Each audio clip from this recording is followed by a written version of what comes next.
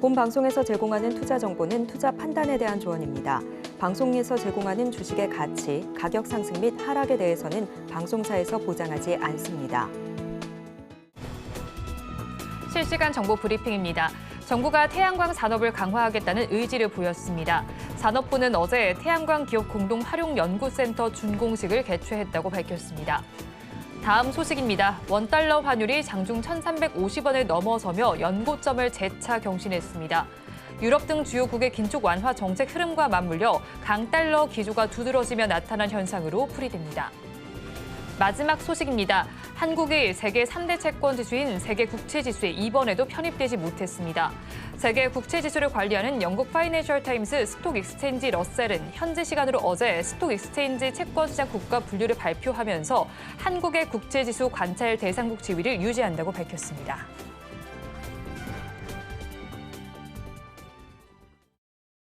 시청자 여러분 안녕하세요. 오늘을 돌아보고 내일을 준비하는 오늘장 내일장 2부 진행의 백선혜입니다. 장 마감까지 확실한 승부 전략과 내일장 주목할 섹터까지 제시해드리고 있습니다. 오늘도 저희 방송과 함께 하시면서 성공적인 투자 전략 가득 담아 가시기 바랍니다.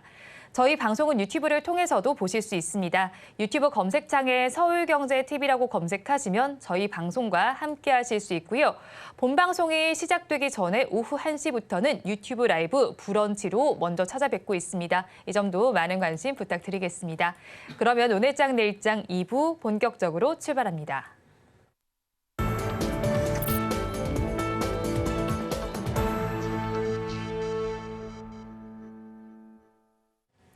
오늘도 두 분과 함께 시장에 대한 이야기 해보겠습니다. 나도투자연구소의 이재규 본부장, 블루드림 리서치 이주현 대표 두 분 나와 있습니다. 두 분 어서 오세요. 안녕하세요.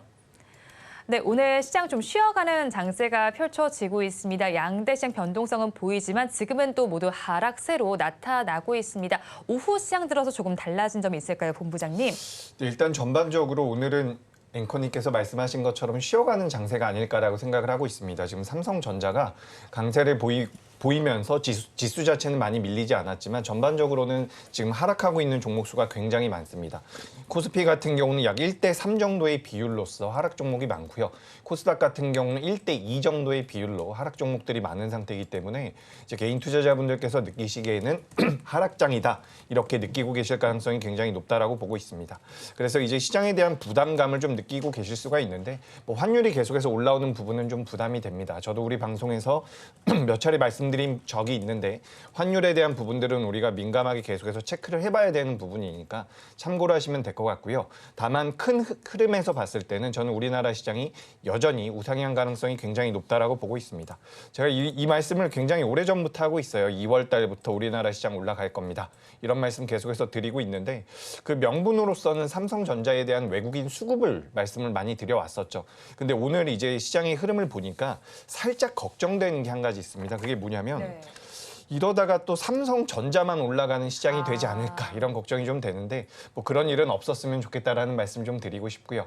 그리고 장 후반부로 오면서 이제 반도체 쪽 관련주들 같은 경우는 반발 매수가 조금씩 들어오면서 지금 상승 전환을 하거나 상승폭을 키우는 종목군들도 꽤나 나오고 있는 상황입니다. 그래서 전반적으로 우리나라 시장을 지켜주고 있는 반도체는 양호한 모습을 보이고 있기 때문에 참고하시면 될 것 같고요. 2차 전지 같은 경우는 오늘 어느 정도 좀 쉬어가는 모습이고 제약바이오 같은 경우는 종목별 흐름이 극명하게 엇갈리고 있기 때문에 뭐 항상 중요한 부분이지만 종목별 장세가 이어지고 있다라고 판단을 하고 있습니다. 그래서 종목 선별 잘 하셔서 매매를 해보시면 좋을 것 같고요. 여기서 제가 팁을 한 가지 더 드려본다면 지금 시장이 저의 예상대로 잘 흘러갈 경우에는 종목을 너무 빠르게 교체할 필요는 없다라고 보고 있습니다.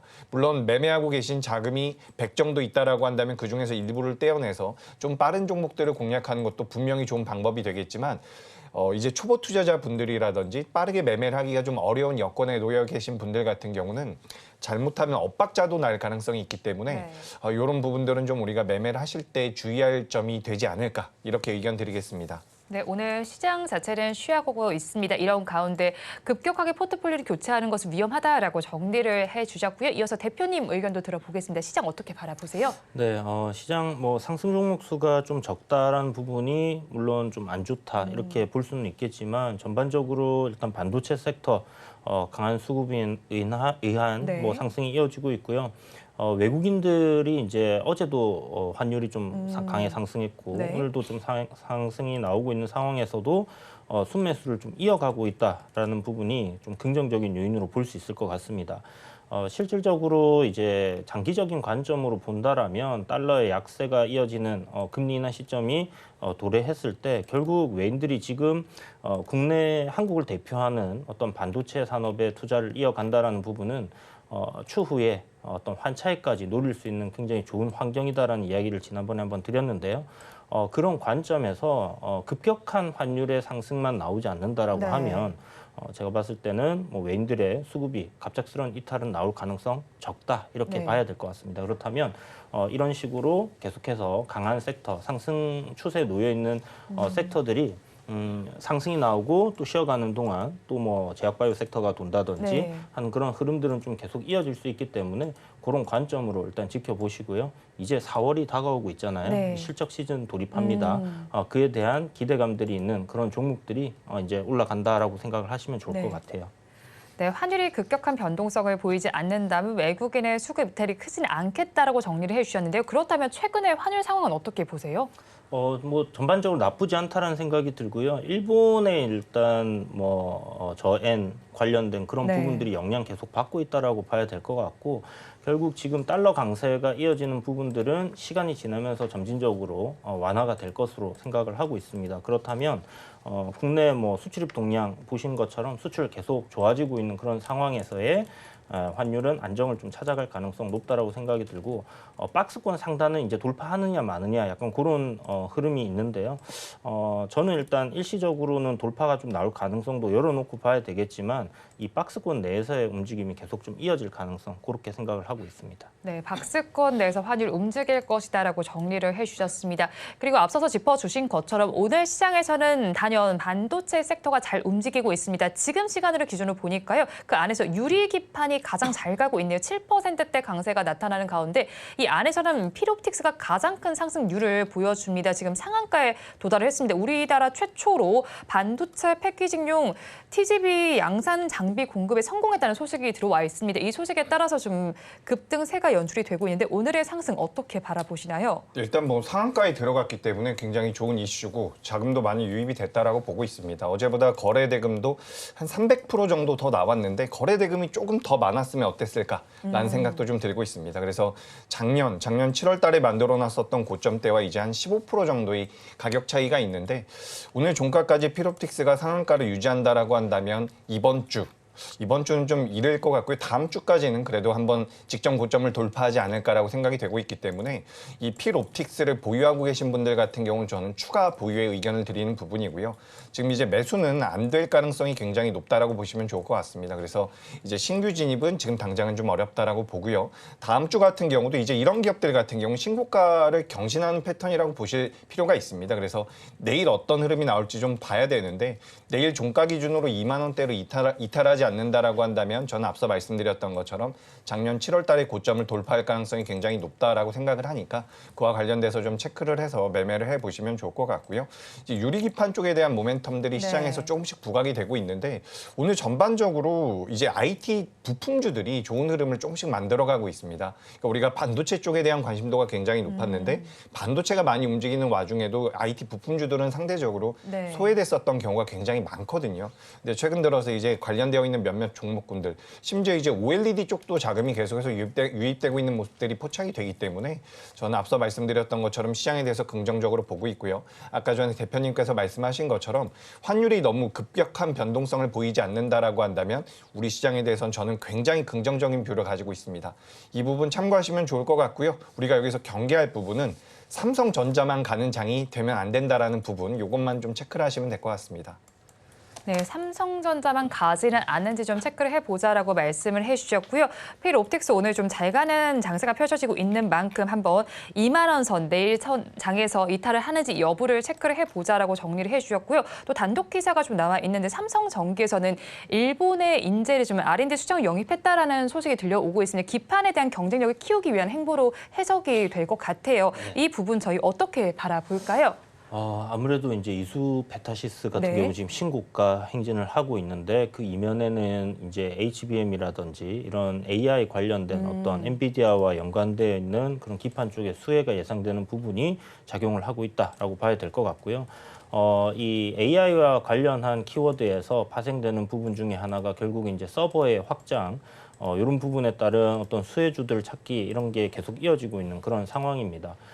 지금 뭐 후공정 관련해서는 뭐 국내 뭐 삼성전자가 좀 뒤처져 있다 이런 부분을 다시 만회하기 위한 그런 포석으로 우리가 생각을 해야 되지 않겠나 이렇게 보고 있습니다.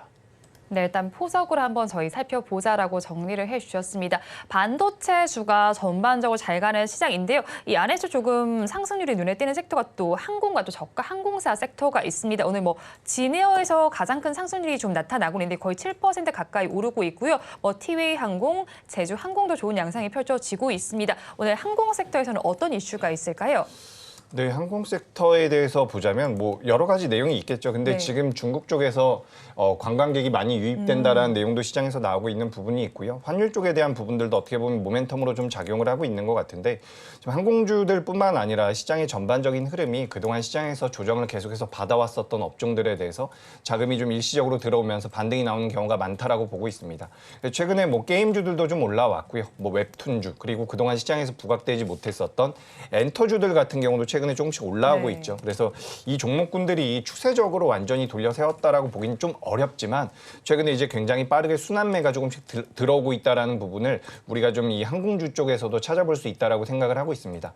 그래서 우리가 전체 시장을 어느 정도 본다라고 한다면 반도체를 가장 큰 축으로서 움직이고 있지만 그 외에 여타 업종들 중에서 낙폭이 과했었던 종목군들이 돌아가면서 좀 순환매가 나오지 않을까라고 생각을 하고 있기 때문에 반도체 종목군들을 가져가되 시장에서 어느 정도 수익률에 대한 수익률 게임을 진행한다라고 한다면 기대 수익률이 높은 종목군들을 좀 노려보는 것도 좋은 방법이 될 수 있다라는 말씀을 드리고 싶습니다. 그래서 우리가 주가가 많이 밀린 것, 시장에서 완전히 꺾여져 있는 기업들 같은 경우는 사실 언제 올라갈지 우리가 명확하게 모르기 때문에 그런 종목군들 같은 경우는 저는 개인적으로 크게 선호하지 않지만 내재 가치가 있고 매출과 영업이익이 분명히 나오고 있는 기업군들 같은 경우는 지수가 돌아선다라고 한다면 주가의 상승 여력은 많이 남아있다라고 판단할 수가 있기 때문에 그런 종목군들도 저는 좀 관심 있게 보셨으면 좋겠고 오늘 항공주 같은 경우는 이제 순환매의 차원에서 네. 그동안 조정을 많이 받았던 종목군들이 최근에 좀 올라오는 그런 트렌드와 맞게 부합돼서 움직임이 좀 나왔다라고 판단하고 있으니까 이 부분 참고하시면 될 것 같습니다. 네, 항공과 게임 그리고 이제 엔터 등 소외된 섹터가 다시 부각이 되고 있는 양상이다라고 이야기를 전해주셨고 환율의 영향도 있다고 정리를 해주셨습니다. 그럼 대표님께서 바라보시는 항공주에 대한 시각도 궁금한데요. 네, 좀 전에 뭐 얘기 잘 해주셨고요. 네. 그 환율 부분에서는 이제 지금 약간 N저 부분이 네. 거의 이제 피크다. 약간 이런 이야기들이 있거든요. 그래서 일본 놀러 가려면 지금 가라. 약간 이런 얘기가 있습니다. 아니면 일본 여행 갈 계획이 있으시다면 네. 엔화를 좀 사두는 것도 좋다. 이런 얘기도 있거든요. 거기에 더해서 이제 뭐 국내 뭐 원화가 지금 또 싸다라는 관점으로 본다면 국내에 또 유입되는 그런 외국인들도 많고요. 최근에 이제 유커들이 돌아왔다. 근데 거기 그 보따리상이라고 하죠. 네. 고들이 지금 면세점을 좀 많이 장악을 하고 있다라는 얘기가 나오고 있습니다. 그래서 최근에 주가 흐름을 보시게 되면 뭐 호텔 신라라든지 이런 그 놀자주 관련된 종목들도 지금 괜찮게 바닥권에서 올라오고 있는 네. 상황이고요.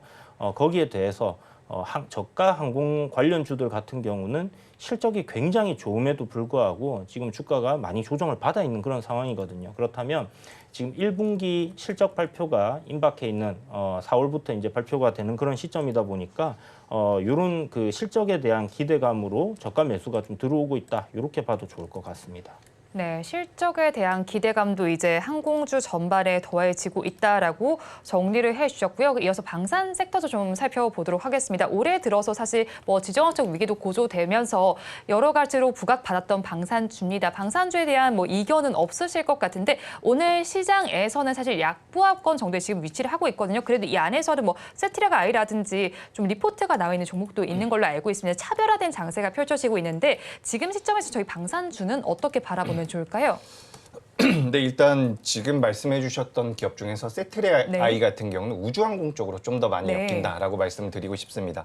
그리고 오늘 전반적으로 이제 우주항공 관련되어 있는 종목군들은 좀 올라왔고요. 이제 방산주들이 전체적으로 좀 조정을 받았죠. 한화 에어로스페이스 같은 경우는 몇몇 가지 내용이 나왔는데 한화 에어로스페이스 같은 경우는 방산과 우주 둘 다 엮여 있다라고 보시면 좋을 것 같습니다. 근데 그동안 주가가 굉장히 견고하게 잘 올라왔기 때문에 뭐 기술적인 조정에 충분히 들어갈 수 있는 가격대라고 보고 있습니다. 그렇기 때문에 오늘 방산주가 조정을 좀 받는다라고 해서 추세 자체가 완전히 꺾여진다라고 보기는 어려운 부분이 분명히 있기 때문에 이 부분을 참고하시면 좋을 것 같고요. 제 생각에는 하나 에어로스페이스든 LIG 넥스원이든 그동안 방산주를 이끌어왔었던 대장주의 성격이 강한 종목군들 같은 경우는 지금부터 조정을 좀 받으면 오히려 매수의 기회도 될 수 있다라고 저는 생각을 하고 있습니다. 그래서 관련되어 있는 종목군들이 대체적으로 월봉 기준으로 신고가를 경신하고 있는 상황이에요. 그래서 제가 저번에도 이제 현대로템을 말씀을 드리면서 현대로템 같은 경우는 하나 에어로스페이스라든지 LI 넥스원에 비해서 주가가 많이 안 올라왔습니다. 근데 현대로템을 좀 보십시오라고 말씀드렸었던 이유가 지금 이 방산 섹터 같은 경우는 구조적으로 성장한다라는 거죠. 그렇기 때문에 우리가 테마성이 강한 종목군들 같은 경우는 대장주로 매매하는 게 맞는데 또 방산주처럼 실질적으로 외형 성장이 나올 수 있는 구조적인 성장에 들어갈 수 있는 업종 같은 경우는 굳이 대장주가 아니라고 하더라도 성장을 같이 하게 된다라고 하면 주가가 후발주자여도 많이 올라갈 수 있다라는 장점이 있습니다. 그렇기 때문에 하나 에어로스페이스와 LIG 넥스원 조정받게 된다라고 한다면 매수의 기회라는 것도 말씀드렸지만 현대로템처럼 지금부터 상승할 수 있는 여력이 많이 남아있는 기업들, 신고가를 아직까지 경신하지 못하고 있는 방산주들 같은 경우도 실제로 외형 성장이 이어진다라고 한다면 주가 흐름은 계속해서 개선될 가능성이 높다라고 보고 있기 때문에 오늘 어느 정도 조정받는다라고 해서 이것을 우리가 부정적으로 볼 필요는 없다. 그래서 방산주는 2024년 올해 내내 저는 좀 부각이 될 가능성이 있다라고 네. 보니까 이 부분 참고하시면 될 것 같습니다. 네, 방산주 오늘은 조정을 받고 있지만 올해 내내 부각을 받을 수 있으니까 한번 주가도 기대를 해보시면 좋겠다는 의견을 제시해 주셨습니다. 오늘 지금 시간은 3시 4분 가리키고 있습니다. 종가 베팅할 섹터 이어서 알아보겠습니다. 대표님 어떤 섹터 가지고 오셨나요? 네, 오늘 자동차 섹터인데요. 뭐 반도체 잘 가고 있고 제약바이오 잘 가고 있고 뭔가 시장에서 약간 소외가 되는 그런 섹터긴 합니다. 그런데 이제 달리는 말에 올라타는 전략 굉장히 좋다라고 생각이 들고요. 신고가 가는 종목들이 더 잘 가고 있는 그런 상황이긴 한데 좀 전에 말씀드렸던 것처럼 실적 시즌이 이제 돌아오고 있다라는 부분이죠. 그런 관점에서 우리가 이제 자동차 섹터를 한번 눈여겨볼 필요가 있지 않나라는 생각이 들고요.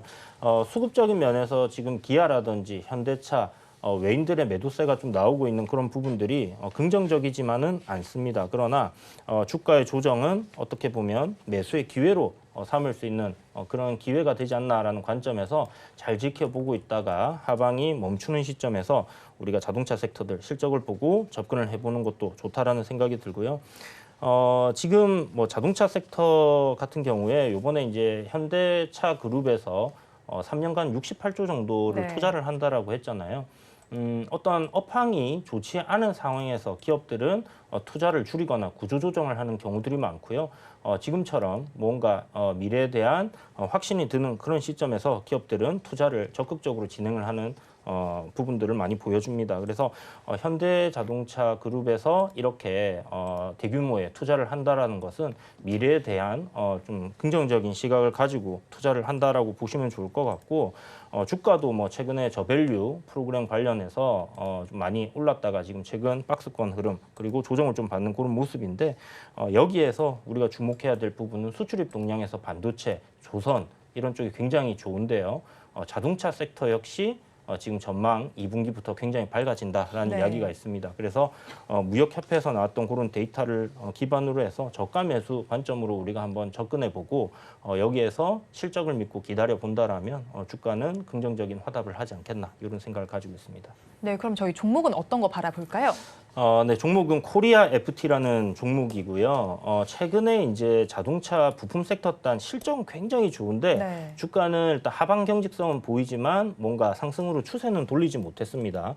그런데 코리아 FT 같은 경우는 지금 추세적인 상승 흐름들을 보여주고 있고 신고가 갱신 이후에 다시 한번 재차 전고점을 돌파할 가능성을 보여주고 있는 그런 종목이다라고 보시면 좋을 것 같은데 그 이면에는 전기차 판매가 좀 둔화되고 있는 상황에서의 하이브리드 자동차들이 굉장히 잘 팔리고 있다라는 거죠. 그런 부분에서 코리아 FT 같은 경우는 이 하이브리드 자동차에 장착되는 어떤 기술력을 보유하고 있고 그런 부품들을 만드는데 카본 캐니스터라는 기술입니다. 이 기술에 대한 진입 장벽이 굉장히 높고 거의 독과점적인 그런 지위를 현재 가지고 있다라는 점에서 작년에 실적이 굉장히 좋게 나왔던 이 기술을 향후에도 계속 유지할 가능성이 굉장히 높다. 이렇게 보시고 이 종목을 바라보시면 좋을 것 같다는 생각이 들고요. 네. 지금 글로벌 완성 자동차, GM이라든지 이런 기업들 역시 하이브리드 자동차 판매에 대한 강화를 이어간다라는 부분이 있기 때문에 그런 관점에서는 코리아 FT가 역시나 또 수혜주로 네. 떠오르지 않겠나 이렇게 보고 있습니다. 네, 코리아 FT 하이브리드 차량 판매에 대해서 수혜가 기대되고 있는 상황인데 그럼 저희 가격 전략은 어떻게 잡아갈까요? 네, 일단 종가 매수 가능하다 생각을 하고 있고요. 목표가 대략 한 8,000원 정도로 제시해드리겠고 손절가는 5,490원 정도 이렇게 생각을 하고 있습니다. 실질적으로 이제 작년 나왔던 영업이익이 한 340억 정도 되는데요. 지금 현재 시가총액이 1,700억 정도. 자동차 부품 섹터 단위 대부분 이런 저퍼기 때문에 밸류로서는 이게 대단히 싸다라고 얘기하기는 어렵지만 좀 전에 말씀드렸던 그런 내용들과 함께 지금 주가의 우상향 흐름들을 보신다면 한 8,000원 정도까지는 무난한 상승 흐름이 이어질 가능성 높지 않겠나라는 생각이 듭니다. 네, 코리아 FT를 종가 베팅할 종목으로 가지고 오셨습니다. 목표 주가 8,000원 그리고 손절 라인 5,490원 제시를 해주셨고요. 이어서 본부장님께서도 하이브리드 차량에 대한 의견 있으실까요? 네, 저도 이제 방금 전에 대표님이 말씀하신 이 코리아 FT를 네. 몇 번 말씀을 드린 것 같아가지고 네. 제가 조금만 보충해서 말씀드려보자면 네. 지금 실제로 전 세계 완성차 기업 중에서 이 하이브리드 카를 완벽하게 만들 수 있는 완성차 업체가 몇 개 없다라고 합니다. 네. 5개 정도 있다라고 해요. 근데 그 중에서 가장 잘하고 있는 게 일본의 도요타고 그다음에 이제 우리나라 현대차 그룹이라고 보시면 좋을 것 같은데 현대차 그룹에서 하이브리드 카에 대한 계속해서 투자를 하고 있고 계속해서 시장 자체가 커진다라고 한다면 관련되어 있는 종목군들은 좀 좋은 흐름을 계속해서 보일 수 있지 않을까라고 생각이 됩니다. 그리고 최근에 환율도 많이 올라가고 있는데 사실 환율이 올라가는 부분이 자동차 관련주들에는 또 수혜로 작용할 네. 가능성도 있기 때문에 자동차 관련주들 저도 굉장히 좋게 보고 있다라는 네. 그런 말씀 한번 드리도록 하겠습니다. 네, 자동차와 관련해서 두 분 모두 긍정적인 의견이 있다라고 정리를 해주셨고요. 이어서 이제 대표님께 추가로 좀 질문을 드리고 싶은 부분이 네. 이제 월요일에 짚어주셨던 종목이었죠. 레고캠 바이오입니다. 제약 바이오에 대한 관심도 사실 저희가 놓을 수는 없을 것 같아요. 네. 근데 벌써 이제 며칠 안 됐는데도 5%대 수익률이 나오고 있거든요. 이 종목 앞으로는 어떻게 대응하면 좋을까요? 지금 제약바이오 섹터 같은 경우 이제 한 며칠 전에 네. 조금 이벤트가 있었습니다. HLB 같은 경우 장중에 이제 한 15% 정도 급등락을 하면서 변동성이 굉장히 커지는 모습이 나왔었는데 네. 그 이유가 HLB를 바라보시는 분들께 이제 계속 이야기를 드렸던 네. 부분이 3월 말에 나오는 파이널 리뷰 그리고 4월 5일 날에 있는 아마케 5월 16일에 FDA 승인까지 네. 이런 일정들이 잡혀 있기 때문에 그 일정으로 보자고 말씀을 드렸었는데 그 파이널 리뷰에서 특별한 이슈 없이 잘 넘어갔다라는 기사가 떴어요. 네. 결국은 그게 세론의 버튼을 누르게 만드는 그런 하나의 기사였다라고 볼 수 있는 부분이고요. 그렇지만 주가가 이후에 계속 빠지는 그림이 나왔냐 하면 굉장히 강했던 종목이기 때문에 지금 바로 죽는 그런 모습들은 안 나오고 있다라는 네. 거죠. 거기에 더해서 알테오젠이 그 지분 매각 네. 이슈가 있었죠. 블록딜로. 그것 때문에 제약바이오 섹터들이 괜찮게 좀 흐름이 나오다가 네. 지금 다시 두드려 맞는 네, 그런 어제 흐름들이 만들었죠. 그런 일이 있었죠. 네. 네. 그러면서 지금 반도체 자리를 좀 뺏긴 그런 형국이 되었는데 네. 저는 이제 오늘 지금 반도체가 굉장히 강한 흐름들, 내일도 연속적인 흐름이 이어갈 수 네. 있겠지만 어제 반도체 섹터 강했습니다. 그리고 오늘도 강했습니다. 그렇다면 하루 이틀 정도 또 쉬어가는 그림이 나온다 하더라도 이상하진 않다라는 생각이 들고요. 그렇다면 과연 이런 주도 섹터가 쉴 때 빈자리를 어떤 섹터들이 채워줄까라는 관점이라면 여전히 우상향하고 있고 아마케라는 어떤 일정이 잡혀 있는 그런 섹터에서의 추가적인 상승 흐름은 나올 수 있다 이렇게 보고 있습니다. 그 중에서 이제 제가 레고캠 바이오에 주목하는 부분은 오리온이라는 기업이 인수를 했지 않습니까? 그리고 유증을 통해서 4,500억에서 5천억 가량의 자금을 투입한다라는 부분이라면 향후 지금 개발하고 있는 어떤 파이프라인에 대한 편하게 좀 개발할 수 있다. 약간 이렇게 좀 생각을 해보시면 될 것 같고 자금 압박이 많이 있는 부분인데 제약바이오 섹터 같은 경우는 그런 부분들을 해소할 수 있다는 점에서 긍정적인 요인으로 볼 수 있고요. 그리고 기술 수출 관련된 이슈 모멘텀 여전히 또 남아 있는 부분이기 때문에 그런 관점에서 지금 한번 시세 급등했다가 신고가 네. 갱신 이후에 조정 후 다시 방향을 상승으로 잡아놨다라는 부분은 긍정적으로 볼 수 있는 요인이다. 오늘 갭 상승했다가 이제 음봉으로 좀 밀리고 있는데요. 앞에 8만 원 단의 어떤 매물 네. 이런 구간 소화하는 과정에 있다라고 볼 수 있을 것 같습니다. 그래서 단기적인 추세에 이탈하지 않는다면 여전히 보유 관점으로 지켜보셔도 좋을 것 같습니다. 네, 레고캠 바이오 단기적인 추세를 이탈하지 않는다면 보유를 해보자라고 정리를 해주셨고요. 이어서 본부장께도 질문을 드릴게요. 이전에 짚어주셨던 종목 코닉 오토메이션입니다. 3월 11일에 한번 짚어주셨던 종목인데 지금 7%대 수익률이 나오고 있어요. 지금 자리에서 어떻게 대응해 볼까요? 네, 일단 7%가 아니라 아마 좀 많이 올라왔을 네. 겁니다. 그러니까 제가 당시에도 장중에 이제 주가가 너무 많이 변동성이 커가지고 매수가를 좀 정정을 드렸던 기억이 나는데 어제 목표가를 상한가 도달하셨네요. 네. 어제 상한가 부근에 상한가를 찍고서 살짝 조정을 받았죠. 그래서 이 코닉 오토메이션 같은 경우는 소프트웨어, 반도체 제어 소프트웨어 쪽에서 우리나라에서 가장 큰 점유율을 가지고 있는 기업이다. 라고 보시면 좋은데 최근에 이제 2차 전지 양극재 로봇 자동 검사 장비를 납품했다라는 내용이 나오고 있습니다. 그래서 지금 반도체 쪽으로도 엮여 있는 부분이고요. 뭐 스마트 팩토리 쪽으로도 엮여 있는 부분이라서 어떻게 보면 계속해서 시장에서 부각될 만한 그런 끼가 있다. 내용이 있다라고 판단을 하고 있습니다. 그래서 코닉 오토메이션 같은 경우 오늘도 변동성이 굉장히 크게 나왔는데 제 생각으로는 뭐 크게 밀리지 않을 것 같습니다. 그래서 3,700원대를 이탈하지 않는다라고 한다면 저는 목표가를 조금 상향을 한번 해보도록 하겠습니다. 목표가는 그러니까 오늘 고점이네요. 4,300원대로 목표가를 잡아볼 테니까 그렇게 좀 대응을 해보시면 좋을 것 같고요. 만약에 주가가 밀려 내려와서 뭐 3,700원대를 이탈한다라고 한다면 만약에 지난 방송 때 좀 관심을 가져서 매매를 하셨던 분이 계시다면 3,700원 이탈할 때는 익절을 네. 이렇게 좀 하셔서 정리를 하는 쪽으로 이렇게 좀 말씀드리도록 하겠습니다. 네, 코닉 오토메이션은 목표가 수정을 해주셨습니다. 4,300원으로 다시 잡아주셨습니다. 그럼 이어서 오늘은 종가 베팅할 섹터 어디에서 가지고 오셨나요? 네, 저는 뭐 최근 들어서 앞서서도 좀 말씀드렸지만 그동안 시장에서 부각받지 못했었던 종목군들이 조금씩 올라오는 모습들이 나옵니다. 그래서 반도체는 워낙 많은 분들께서 이야기를 하고 계시고 제약바이오도 그런 것 같아가지고 저는 살짝 소외되어 있는데 그래도 주가 흐름은 나올 수 있는 종목군들이 어디 있을까? 라고 고민을 좀 해봤더니만 이제 웹툰 쪽을 좀 봐야 되지 않을까라고 생각이 됩니다.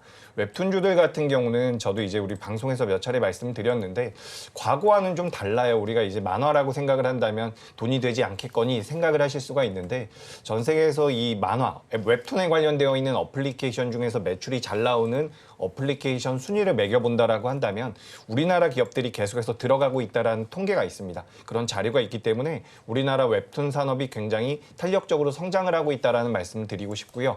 최근에 이제 주가 흐름도 웹툰 쪽에서 조금씩 나오고 있습니다. 이번 주 들어서 다시 한번 거래가 좀 붙으면서 변동성이 나오는데 아무래도 이제 네이버 주총에서 네이버 웹툰이 미국에 상장할 것이다라는 내용들이 한번 부각이 되면서 일시적으로 관련주들이 변동성을 좀 키웠었는데 그 이후로 오늘까지 주가가 크게 밀리지 않는다라는 것을 봤을 때 시장에서 이제 반도체라든지 큰 자금이 움직이는 쪽은 그쪽 나름대로의 방향성을 계속해서 만들어 가겠지만 그 외에 다른 종목군들 같은 경우도 등락은 지금부터 좀 나올 가능성이 높다라고 보고 있기 때문에 전 웹툰 쪽도 좀 관심 있게 보시는 게 좋을 것 같습니다. 그래서 Y랩이라는 기업이 네이버 쪽과는 가장 많이 관련이 있다라고 보시면 좋을 것 같고요. 그리고 제가 이제 오늘 관련되어 있는 종목 중에서는 이 미스터블루라는 종목을 오늘 좀 준비를 해봤습니다. 그래서 바로 종가 베팅 종목으로서 제가 이 미스터블루에 대해서 바로 설명드려보자면 지금 이제 Y랩 외에 다른 웹툰 관련되어 있는 기업들, 뭐 DNC 미디어라는 기업도 있고요. 여러 가지 기업들이 있는데 미스터블루가 최근 들어서 주가 흐름이 Y랩과 거의 비등하게 굉장히 강하게 대장주의 역할을 좀 하고 있다라고 저는 생각을 하고 있습니다. 그래서 왜 그럴까라고 이 미스터블루라는 기업에 대해서 제가 좀 분석을 해봤더니 이 기업 같은 경우는 일단 IP를 굉장히 많이 보유를 하고 있습니다. 웹툰에 관련되어 있는 IP도 보유를 하고 있지만 웹소설에 관련되어 있는 IP도 굉장히 많이 보유를 하고 있는 상황이에요. 그렇기 때문에 이런 IP를 이용해서 드라마를 제작하거나 뭐 영화를 제작하거나 이런 식으로 사업의 다각화, 확장성이 굉장히 많이 보유하고 있는 기업이다라고 보시면 좋을 것 같습니다. 그래서 웹툰 관련주 중에서는 저는 미스터블루를 굉장히 긍정적으로 보고 있다. 그래서 오늘 제가 웹툰 관련주로서 미스터블루를 준비를 했는데 이 회사 같은 경우는 좀 특이한 부분이 뭐냐면 게임 쪽에서도 매출이 나오고 있는 부분이 있습니다. 작년 하반기 때도 이제 에오스 블랙이라고 해서 출시를 했고요. 올해도 이제 대만 쪽이라든지 중화권 쪽에 대한 매출이 늘어날 가능성이 높은데 그러니까 두 가지를 다 하고 있는 거죠. 웹툰 쪽에 대한 메리트가 있고요. 그리고 게임 쪽에 대한 메리트가 있습니다. 근데 여기서 굉장히 재밌는 것은 최근에 게임주들도 저점대에서 반등이 많이 네. 나오기 시작을 했다라는 거죠. 이번 주에도 NC소프트가 굉장히 강하게 저점대에서 반등이 나왔고요. 크래프톤이라든지 넷마블 같은 대장주의 성격을 가지고 있는 게임주들도 역시나 견고한 모습을 이어간다라는 부분을 우리가 노려봤을 때 지금 웹툰과 게임을 둘 다 가지고 있는 기업 중에서는 미스터블루를 좀 눈여겨보시는 게 어떨까 이렇게 말씀을 드리고 싶습니다. 그래서 오늘 뭐 매수가는 종가 매수를 하시면 좋을 것 같고요. 목표가 같은 경우는 3,050원 그리고 손절가는 2,450원으로 의견 드리도록 하겠습니다. 네, 오늘 종가 베팅할 종목 미스터 블루를 가지고 오셨습니다. 목표 주가가 3,050원이고요. 손절 라인 2,450원 잡아주셨습니다. 이어서 하락하는 섹터도 한번 살펴보겠습니다. 오늘 하락 상위에 위치한 섹터를 대체로 살펴보니까요. 이제 저PBR과 좀 엮여 있는 섹터들이 있지 않나 싶습니다. 그렇다면 오늘의 하락을 이용해서 저가 매수의 기회를 잡아봐도 괜찮을까요? 저 PBR 섹터는 저는 이제 5월쯤에 정부에서 이제 구체적인 또 내용들을 발표한다라는 얘기가 나왔는데 지금 조금 우려스러운 부분이 한 가지 있긴 있어요. 저는 일단 접근 자체는 긍정적인 관점으로 보는데 총선이 얼마 안 남았습니다. 네. 그럼 만약 여기서 그 야권이 이렇게 이제 뭐 과반수 이상 간다든지 이렇게 될 경우에는 상법 개정이라든지 지금 추진하고 있는 그런 부분에서 좀 추진이 쉽지 않을 가능성이 높다라는 부분이죠. 네. 그렇게 됐을 때 과연 저밸류 프로그램을 하는 이런 부분에서의 상승 동력이 조금 꺾일 가능성 그런 부분도 조금 생각을 해놓고 봐야 되지 않겠나라는 생각이 들고요. 이번 조정 이후에 어떤 저점을 확인하고 다시 돌리는 시점에서는 여전히 저밸류 관련된 종목들 같은 경우 고배당을 주거나 이런 부분들로 우리가 접근을 해볼 만한 종목이다 이렇게 생각하고 있습니다. 네, 저 PBR 관련주들 아직 위험 요소는 있지만 한번 좀 지켜보자라고 정리를 해주셨고요. 본부장님께도 의견 여쭤볼게요. 어떻게 바라보실까요? 네, 저 PBR 저는 굉장히 긍정적으로 보고 있습니다. 이제 주가가 좀 더 밀리면 더 네. 좋겠죠. 근데 여기서 우리가 지금 한 번에 저점을 잡아낸다라는 것은 우리가 판단하기가 굉장히 어려운 부분이기 때문에 분할 매수의 관점으로 본다라고 한다면 저는 저 PBR 쪽은 계속해서 보셔야 된다라고 생각을 하고 있습니다. 이게 2월 달에 처음 시장에서 부각이 되면서 관련되어 있는 종목군들이 굉장히 좋은 모습을 보였죠. 실질적으로 외국인 매수도 굉장히 많이 들어와서 우리나라 시장에 이런 체질 개선이 있었다라고 하는데 지금 우리가 이 진행하고 있는 기업의 밸류업에 관련되어 있는 프로그램 같은 경우는 일본을 벤치마킹하고 있습니다. 근데 예전에도 말씀드렸던 것처럼 일본 같은 경우는 3년 동안 지속이 됐어요. 그래서 2022년도에 내용이 나왔고요. 2023년도에는 주가가 좀 올랐고요. 그리고 2024년도에 강세를 보였습니다. 그러니까 2022년도에는 주가 흐름이 많이 나오지 않았다라는 얘기거든요. 근데 우리나라 같은 경우는 어떻게 보면 일본보다는 좀 더 빠르게 시장에서 효과가 나왔다라고 볼 수가 있는데 일본의 사례에서 우리가 알 수 있듯이 관련되어 있는 내용들은 내년에도 후내년에도 부각될 가능성이 있습니다. 정책적으로 계속해서 이어가면서 수정하고 공표하고 발표한다라고 한다면 저 PBR 관련주들 같은 경우는 지금부터 추가 상승의 여력도 충분히 남아있다라고 보는 부분이죠. 그리고 오늘 말씀해주신 저 PBR 관련주들 중에서 주가가 좀 내려온 것은 배당락에 걸려 있었던 기업들이 많이 있습니다. 그렇기 때문에 이거는 뭐 일정적인 이슈 때문에 주가가 많이 내려왔다라고 볼 수도 있는 부분이기 때문에 저는 저 PBR 관련주들 같은 경우는 너무 걱정하진 않으셔도 좋을 것 같다라는 말씀 드리고요. 다만 이 저 PBR 관련주들이 무슨 테마주처럼 굉장히 탄력적인 흐름을 보이진 않을 가능성이 높기 때문에 좀 중장기적인 호흡으로 접근하시는 분들만 눈여겨보시는 게 좋을 것 같습니다.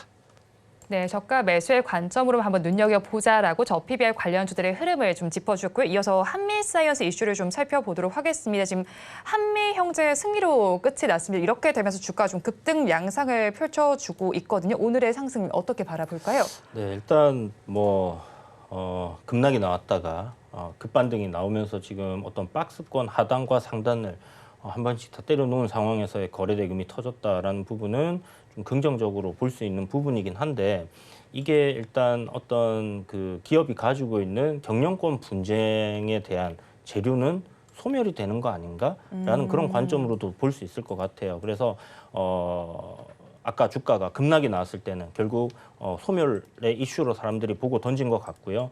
이후에 다시 주가가 반등이 나오면서 지금 박스권 상단을 지켜내는 모습은 굉장히 지금 기술적으로는 나쁘지 않다라는 생각이 들거든요. 네. 그렇다면 지금 제약바이오 섹터가 긍정적인 상황에서 한미사이언스가 보유하고 있는 어떤 파이프라인이라든지 네. 향후 기대감을 심어줄 수 있는 그 어떤 모멘텀이 무엇이 있는지를 우리가 좀 찾아봐야 될 것 같고요. 네. 그런 관점에서 일단 45,000원짜리 돌파하고 상승으로 여기서 추세가 네. 이어지는지 여부를 좀 지켜보시고 아마 한 5만 원 정도 위로는 일단 네. 최근 단기 급등 나왔을 때 물려 계셨던 분들의 매물 부담이 있는 상황이기 때문에 쉽게 돌파하는 흐름은 잘 나오지 않을 것 같다 이런 생각이 듭니다. 네, 일단 매물 부담이 있는 만큼 단기적으로 급등은 하기 좀 어려울 수 있다 이런 말씀이신 거죠? 네. 그럼 한미사이언스에 대한 본부장님 의견도 좀 들어볼게요. 네, 저도 굉장히 비슷한 의견을 가지고 있습니다. 그래서 장후반부에 왜 이게 반등을 했을까라고 생각이 들 정도로 지금 변동성이 굉장히 크게 나왔는데 일단 저는 OCI 홀딩스가 지분을 가져가는 게 좀 더 낫다라고 생각을 하고 있었기 때문에 지금 이 주가 흐름 같은 경우는 만약에 물려 계신 분들이라고 한다면 반등을 이용해서 좀 빠져나오는 게 어떨까라는 의견을 드리고 싶습니다. 그러니까 우리가 제약바이오 기업들 같은 경우는 자금력이 충분하지가 않기 때문에 R&D에 비용이 굉장히 많이 들어간단 말이에요. 그렇기 때문에 이제 모회사라든지 자금력이 풍부한 뒷배가 좀 있어야 되는 상황인데 OCI 홀딩스가 만약에 한미사이언스의 지분을 가져갔다라고 한다면 이런 부분에서 시너지가 굉장히 강하게 나왔을 거라고 생각을 합니다. 하지만 지금 그 부분이 무산됐다라는 내용들이 나오고 있는 부분이기 때문에 저는 만약에 여기서 올라온다라고 한다면 거기서는 좀 기술적인 대응을 한번 하셨으면 좋겠고요. 그리고 우리가 좀 더 큰 관점에서 봤을 때는 현재 시장이 저는 긍정적이라고 보고 있습니다. 이렇게 좀 경영권 분쟁이라든지 무언가 내용에 대해서 종잡을 수 없는 내용을 가지고 있는 기업들보다는 실제로 성장을 할 수 있고 지금 아까 전에 대표님께서도 말씀을 해주셨지만 4월 달이 되면 이제 실적 시즌이 도래하게 됩니다. 네. 그래서 실적이 잘 나올 만한 기업들로 노려보시는 것도 어떻게 보면 시장에서 크게 부각되지 않는 종목군들 중에서도 매출이나 영업이익이 늘어나는 기업들 같은 경우는 한미사이언스보다 좀 더 편하게 매매를 하실 수가 있으니까 이런 관점에서도 좀 종목을 보셨으면 좋겠고 오늘도 전반적으로 화장품 관련주들이 많이 올라왔죠. 네. 바로 실적에 대한 기대감이었다라고 보시면 좋을 것 같습니다. 그래서 주식 투자를 하실 때는 이 시기에 맞게끔 우리가 전략을 좀 수립할 필요도 있는데 지금은 그래도 실적에 대한 메리트가 있는 기업들이 좀 더 매매하시기 편하지 않을까. 뭐 그렇다라고 해서 한미사이언스가 안 좋다라는 얘기는 네. 아니고요. 기술적으로는 굉장히 좋습니다. 오늘 만약에 종가가 현재 가격대에서 마감이 된다라고 한다면 내일 아침에도 갭상승이 나올 가능성이 높기는 해요. 하지만 이런 종목들 같은 경우는 이슈가 좀 내가 예측하기 어려운 방향으로 흘러갈 가능성도 있기 때문에 실적에 대한 기대감, 뭐 업황에 대한 기대감을 가지고 있는 종목군들을 매매하신다면 좀 더 편하게 매매하실 수 있지 않을까 이렇게 의견 드리겠습니다. 네, 한미사이언스는 앞으로 조금 변동성에 유의를 해보셔야겠다라는 의견 제시를 해주셨습니다. 이어서 저희 마감 동시효과 구간 우리 시장 어떤 분위기 보이고 있는지 양대 시장의 분위기 체크해 보겠습니다. 우리 양대 시장 오늘 대체로 쉬어가는 장세가 펼쳐졌습니다. 코스피 지수 약보합권에 들면서 2,748선에 마감을 할 것으로 예상이 되고 있습니다. 이어서 코스닥 시장 살펴보겠습니다. 코스닥 시장에서도 약보합세가 나타나고 있습니다. 0.17%의 내림세가 관찰이 되면서요. 909선에 종가를 쓸 것으로 예상이 되고 있습니다. 이어서 수급 상황도 체크를 해보겠습니다. 코스피 시장을 먼저 살펴보겠습니다. 오늘 코스피 시장에서는 외국인과 개인이 쌍끌이 매수를 해주고 있고요. 기관만 홀로 팔고 있습니다.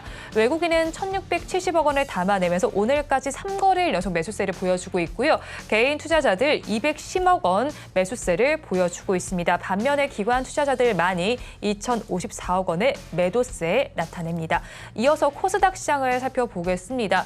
코스닥 시장에서는 오늘 외국인과 개인이 동반으로 매도를 하고 있고요. 반면에 기관 투자자들만이 홀로 사고 있습니다. 코스피 시장과는 반대되는 수급 양상이 관찰됩니다. 규모는 좀 작습니다. 외국인 투자자들 7억 원 그리고 개인 투자자들 27억 원을 팔아내고 있고요. 기관 투자자들만이 홀로 143억 원 담아내고 있습니다. 오늘 시장 상황 대표님께서는 어떻게 바라보셨나요? 네, 저는 일단 뭐 긍정적이다 네. 라고 생각이 들고요. 지금 뭐 글로벌 증시가 계속해서 신고가를 가고 있는 상황에서 최근 며칠 좀 쉬어가는 그런 흐름들을 보여주고 있습니다. 아무래도 뭐 최근 강하게 좀 상승 흐름을 이어갔던 그런 부분들을 이격을 좁히는 그런 흐름으로 좀 보시면 좋을 것 같고요. 미증시가 어떤 고점 논란 뭐 이런 부분들이 있긴 하지만 실질적인 실적단이 계속해서 상향되고 있다라는 그런 전망치, 이런 부분들이 추가적인 상승을 더 이끌 수 있을 거다라는 생각이 들고요. 일단 3월 FOMC에서의 금리 동결, 그러니까 불확실성이 사라진 상황이잖아요. 물론 6월에 다시 금리를 동결하느냐 마느냐는 이슈가 남았지만 좀 아직은 먼 시각으로 우리가 볼 수 있을 것 같고요. 그런 관점에서 시장은 점진적인 상승 흐름을 볼 가능성이 높다라고 보여집니다. 다만 오늘처럼 이렇게 이제 어떤 특정 섹터의 지수에 기여를 많이 하는 기업들만이 좀 상승을 하면서 움직이는 것은 개인 투자자분들에게는 별로 그렇게 재밌는 장은 아닐 거다라는 생각은 들고요. 그렇지만 일단 상승 추세라는 거, 그렇다면 이 온기는 아마 돌고 돌아서 섹터별로 이렇게 잘 퍼질 거다라는 생각이 듭니다. 그렇다면 지금은 너무 걱정하실 필요는 없고요. 시장이 혹시나 모를 조정이 나온다 하더라도 그건 매수의 기회지 매도의 관점으로 보실 필요는 전혀 없다, 이렇게 생각을 하고 있습니다. 네, 지금 우리 시장 그래도 긍정적으로 바라본다라고 정리를 해주셨고요. 본부장님 어떻게 바라보세요? 네, 저도 긍정적으로 보고 네. 있습니다. 삼성전자가 8만 원을 넘어갔죠. 굉장히 의미 있는 날이라고 생각이 되고요. 네. 여기서 이제 지지를 바꿔서 변동성을 좀 키워준다라고 한다면 추가 상승의 가능성이 분명히 있다라고 보고 있습니다. 그래서 시장은 지난주에 환율이 갑자기 좀 튀면서 외국인들이 우리나라 시장에서 이탈하진 않을까라는 우려가 있었는데 외국인들의 매수가 계속해서 이어지고 있어요.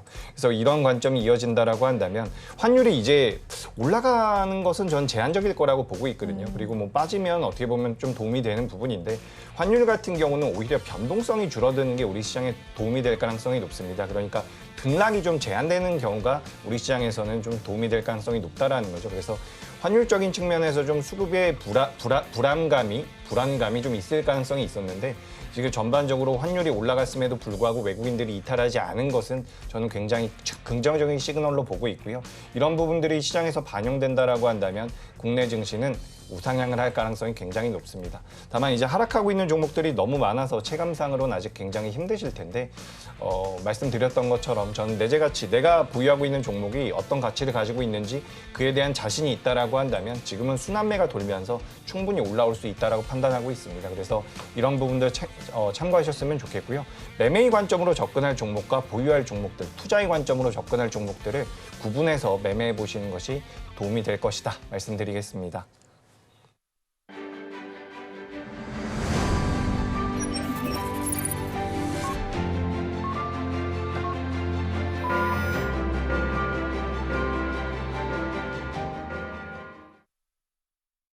네, 우리 양대시 오늘 모두 약세로 마감이 됐습니다. 그러면 업종별로는 어떻게 마감 상황이 나타났는지 살펴보겠습니다.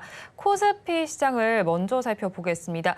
오늘 코스피 지수 하락세로 마감을 한 만큼 하락한 업종이 조금 더 많이 나타나고 있습니다. 운수 장비 업종이 그중에서 가장 힘을 내지 못했습니다. 1.9%의 내림세가 나타났고요. 그 뒤를 이은 업종이 증권 업종으로 1.4% 하락 마감했습니다. 철강, 금속 업종도 힘을 내지 못했습니다. 1.52%의 하락세로 마감을 했고요. 다음으로 코스닥 시장으로 넘어가서 살펴보겠습니다. 코스닥 시장에서도 이 안에서 살펴보니까요. 역시나 하락한 업종이 조금 더 많이 집계가 되고 있습니다. 그 안에서 가장 크게 힘을 내지 못했던 업종이 컴퓨터 서비스 업종으로 3.66%의 내림세가 나타났고요. 그 뒤를 이은 업종은 일반 전기전자 업종입니다. 2.27%의 약세, 종이 목재 업종에서도 2%대 하락 흐름이 포착이 됐습니다. 오늘 시장 굉장히 조금 저는 아쉽게 마감이 됐다고 생각했는데 두 분께서는 긍정적으로 마감했다라고 정리를 해주셨습니다. 약보합권에서 양대 시장은 모두 마감을 지었고요. 쉬어가는 장세가 오늘 펼쳐졌습니다. 이어서 좀 이마트의 이슈를 좀 살펴보도록 하겠습니다. 헤드라인을 좀 보니까 PBR에 뭐 속았다 이런 이야기가 나오네요. 이마트의 주가가 보름 만에 30%가 뛰었는데 좀 두 달 만에 제자리로 돌아왔습니다. 사실 이건 이제 유통업계 일이었는데 좀 잘하지 못했다 이렇게 평가를 해봐야 되는 거죠. 시대 트렌드가 네. 변화하는데 좀 빠르게 대응을 못했던 게 가장 큰 요인이라고 저는 생각을 하고 있고요. 이마트 같은 경우는 이게 약간 글로벌 트렌드인 것 같아요. 지금 뭐 미국의 메이시스 같은 어떤 대형 백화점 체인 같은 경우도 매물로 지금 나와 있는 상황이고요. 그 이면에는 아마존이라는 이제 온라인 상권을 장악하고 있는 그런 기업들의 매출을 엄청나게 뺏겼다라는 부분이죠. 결국 이마트도 지금 국내에서 보면 쿠팡이라든지 네이버라든지 하는 이커머스 관련 기업들의 매출이 계속해서 증가하는 부분에 반대로 매출이 떨어지거나 이익이 감소하고 있는 네. 그런 부분들은 피할 수 없는 과제였다라고 생각이 들고요. 그 부분을 이제 해소를 하지 못하는 상황에서 매수세가 유입되기는 좀 어려웠다라는 생각이 듭니다. 결국 PBR이라는 것은 이제 자산 가치인데 지금 이마트 같은 경우는 각 그 매장 이런 건물, 네. 땅 이런 것들에 대한 자산 가치가 굉장히 높게 평가가 되어 있는 부분이지 이 부분에서 어떤 이익을 만들어내지 못한다라면 결국 그런 부분들은 청산 가치로밖에 판단할 수 없는 부분입니다. 이마트가 정말 어딘가에 적대적 인수합병을 당해서 네. 청산을 하게 되는 그런 상황이 오지 않는다면 좀 쉽지 않을 것 같다라는 생각은 들고요. 만약 체질 개선을 통해서 네. 어떤 이 이커머스 시장 그 많은 마트들을 어떤 물류 창고로서의 전환이라든지 네. 이런 빠른 결정이 이어진다라면 모를까 지금은 일단 전저점을 이탈하게 될 경우에는 추세적인 하락은 조금 더 이어질 수도 있다라는 생각은 듭니다. 그러나 네. PBR 정말 PBR만 봤으면 정말 싸다. PBR만 보면 싼데? 제가 돈이 있으면 네. 인수를 해서 청산을 시켜버리고 싶은 그런 기업이다. 불가능합니다만, 네. 예, 뭐 바람은 해볼 수 있으니까. 그럼요. 네. 꿈은 누구나 꿀 수 있지 네. 않겠습니까? 네. 그렇죠. 이마트 전 저점보다 더 내려올 수도 있겠다라고 좀 부정적인 전망을 해주셨는데요. 사실 증권가에서도 리포트를 뭐 이런 식으로 냈더라고요. 온라인과 오프라인 가운데서 갈팡질팡 하다가 결국에 적자를 냈다. 좀 줏대를 잡지 못했다 이런 뜻인 거잖아요. 이마트의 현 상황 어떻게 판단하세요? 네, 일단 굉장히 애매하죠. 지금 유통주 같은 경우는 시장에서 외면도 많이 받고 있는 상황이지만 성장성이 굉장히 결여되어 있다라고 보시는 게 좋습니다. 그래서 저 PBR 관련돼서 변동성이 들어오면서 자금이 한번 들어왔지만 그 이후에 추세가 이어지지 못했던 것은 성장성이 결여되어 있기 때문이다라고 저는 생각을 하고 있습니다. 우리가 뭐 잘 알고 있는 은행주라든지 자동차 같은 경우는 은행주 같은 경우는 돈을 계속해서 잘 벌고 있고요. 자동차 같은 경우도 성장을 할 수 있다는 그런 기대감이 있기 때문에 저 PBR 관련주로서 부각이 됐고 계속해서 성장성까지 부여가 되고 있었던 상황인데 지금 유통기업들 같은 경우는 그렇지 못한 상황입니다. 우리가 좀 단순하게 생각을 해보더라도 제가 만약에 이마트를 가지고 있다라고 하더라도 뾰족한 수가 없을 것 같아요. 그래서 지금 이마트라든지 다른 롯데쇼핑이라든지 이 유통기업들 같은 경우는 오프라인 공간을 어떤 식으로든 잘 꾸며가지고 메리트를 있게 만들겠다라고 이야기가 나오고 있는데 지금 우리나라에서도 쿠팡이란 기업이 있고요. 그리고 중국 쪽에서도 테무나 알리가 들어오면서 사실 어떤 메리트가 있을까 저는 조금 의문이 되긴 합니다. 다만 제가 여기서 한 가지 그래도 긍정적인 말씀을 드리자면 네. 실적이 굉장히 나빠지진 않았어요. 생각보다. 그래서 이제 네. 올해 2분 1, 2월 달도 마찬가지고 3월 달에는 또 좀 개선될 것이다라는 내용이 나오고 있는데 네. 근데 여기서 이제 문제는 제가 아까 전에 말씀드렸던 것처럼 성장성이 없다라는 거죠. 돈을 적당히 벌고 계속해서 뭐 실적이 좀 더 좋아질 수는 있을 겁니다. 네. 실적이 좋아질 수가 있는데 그게 성장으로 이어지지 않는다라고 한다면 주가 흐름은 굉장히 둔화될 가능성이 높다라고 보고 있어요. 그래서 우리가 유통주를 좋아하시는 분들도 분명히 네. 계시겠지만 주식 투자를 하는 것은 어쨌든 수익을 낸다라는 관점에서 봤을 때는 가장 좋은 쪽으로 하는 게 좋다라고 저는 생각을 네. 하고 있습니다. 그래서 지금 뭐 좋은 쪽이 많죠. 반도체 쪽도 있고요. 성장성에 대해서는 2차 전지 쪽도 괜찮고요. 네. 제약 바이오도 있고요. 그래서 우리가 그런 관점에서 따져본다라고 한다면 좀 더 좋은 선택지가 있지 않을까라고 말씀드리고 싶고요. 정말 저 PBR 쪽에 대해서 관심이 있다라고 한다면 오히려 금융주들이 여전히 좀 더 메리트가 있지 않을까라고 보고 네. 있습니다. 그래서 주가는 좀 올라올 것 같긴 한데 네. 성장성이 좀 떨어지다 보니까 네. 그 부분이 우려가 된다. 이렇게 정리 드리도록 하겠습니다. 네, 이마트 좀 성장성이 결여되어 있다라고 정리를 해주고요. 두 분 말씀을 듣고 보니까요. 제가 좀 시대의 트렌드에 떨어져 있지 않나라는 생각이 듭니다. 저는 쿠팡 사실 안 쓰고 쓱닷컴 쓰거든요. 실제로. 저 같은 사람이 흔하지 않나 봅니다. 네. 근데 저 같은 네. 경우도 이제 이마트에 가서 검색을 해봅니다. 좀 더 저렴한 데다가 배달을 시키는 경우도 있고요. 네. 그래서 이게 저는 이제 오프라인 쪽에 대해서 지금 더현대 같은 경우는 또 네. 매출이 잘 나왔다라고는 하는데 그런 식으로 무언가 오프라인 공간을 통해 가지고 매출을 만들어내겠다라는 이야기는 나오고 있습니다. 네. 근데 그게 실제로 매출과 성장성과 연동이 될지는 좀 더 봐야 되지 않을까. 저는 이렇게 의견 드리겠습니다. 주차장을 네. 전기차 충전 인프라로 활용을 한다는 얘기가 있었는데 네. 그걸 좀 더 확대를 하면 좋지 않을까. 주유소로 다 바꿔버리는 활용을 식으로. 좀 다른 방향으로. 네, 그냥 예. 전기차 충전소로 전부 다 만들어버리면 네. 괜찮지 않을까라는 생각도 해봤습니다. 그리고 조금 더 말씀드려보자면 지금 이 저PBR이라고 하잖아요. 네. 그래서 자산가치 대비 저평가가 되어 있다라고 하는데 건물이 있습니다. 건물. 네. 그러니까 이 건물 같은 그쵸, 경우는 지금 건물이 현금화를 있죠. 네. 할 수가 없는 거잖아요. 그렇기 때문에 저PBR이라고 하더라도 현금성 자산이 많은 기업들이 좀 더 좋다. 이 말씀도 한번 드려보도록 하겠습니다. 네, 저 PBR 관련주 중에서도 현금성 자산이 더 많은 종목이 좋다라고 정리를 해주셨습니다. 두 분 말씀 여기까지 듣겠습니다. 지금까지 나도투자연구소의 이재규 본부장, 블루드림 리서치 이주연 대표와 함께했습니다. 오늘 두 분 말씀 고맙습니다. 오늘 장 내일 장 2부에서 전해드린 내용 정리해서 보여드리겠습니다. 화면으로 확인해 보시죠.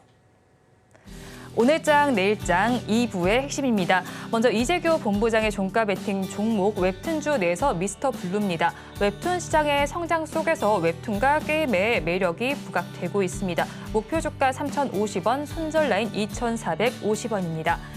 이어서 이주연 대표의 종가 베팅 종목 자동차주 내에서 있습니다. 코리아 FT입니다. 카본 캐니스터 기술이 독점적인 지위를 가지고 있습니다. 목표 주가가 8,000원, 손절 라인 5,490원입니다. 본 방송에서 제공하는 정보는 투자 판단에 대한 조언일 뿐 해당 주식의 가치와 수익률을 보장하지는 않습니다. 아울러 서울경제TV와 서울경제신문은 당사의 브랜드입니다. 최근 당사를 사칭하는 피해 사례가 늘어나는 만큼 각별히 주의해 주시기 바랍니다. 오늘 장 내일 장 2부에서 준비한 순서는 여기까지입니다. 저희는 내일 이 시간도 여러분과 함께하겠습니다. 오늘도 시청해 주신 여러분 고맙습니다.